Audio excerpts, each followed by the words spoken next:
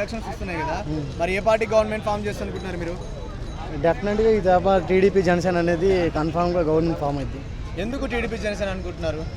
ఎందుకు టీడీపీ జనసేన అంటే మార్పు మొదలైంది. ఇప్పుడు 4 సంవత్సరాల్లో చూసుకుంటే జగన్మోహన్ రెడ్డిని సీఎం చేశారు. ఆయన పరిపాలన అనేది చాలా దరిద్రంగా ఉంది. ఒక ఇండస్ట్రీలు అనేవి లేవు, ఇన్వెస్ట్మెంట్లు అనేవి లేవు. ఏదో పథకాలు ఇస్తుండు, ఆ పథకాల పేర్లతో 7 లక్షల కోట్లు అప్పులు చేసిండు.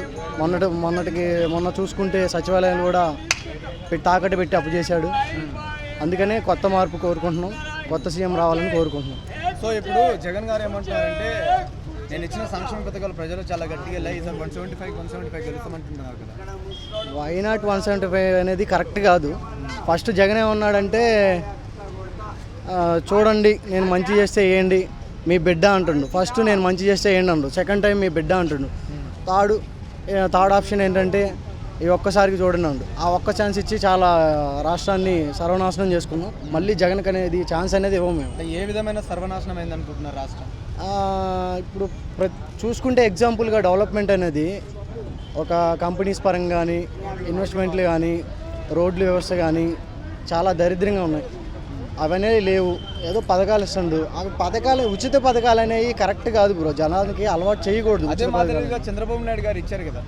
చంద్రబాబు నాయుడు ఇచ్చారు అంటే ఉచిత పథకాల్లో సగానికి సగం ఒక 2-3 ఇచ్చారు. కానీ మరీ Amma Vodi, ration shop ration shop వెళ్లకుండా బియ్యం వేయాలని చెప్పి ఇవన్నీ సోమరిపోతు పథకాలు, ఇవన్నీ కరెక్ట్ కాదు. డెఫినెట్గా ఈ తప్ప గవర్నమెంట్ అనేది ఫామ్ అవుతుంది. అరే జగన్ గారు 151 సీట్స్ వచ్చాయి లాస్ట్ టైం, ఈసారి ఎన్ని రావచ్చు అనుకుంటున్నారు? జగన్మోహన్ రెడ్డికి అయితే నా ఎగ్జాంపుల్ ప్రకారం 35 అలా వస్తాయి. 35, 40 అలా వస్తాయి. మరి టీడీపీ జనసేన పొత్తుతో వస్తున్నాయిగా, మీకు ఎలా అనిపిస్తుంది? టీడీపీ జనసేన పొత్తు అనేది అది సమన్వయ కమిటీ.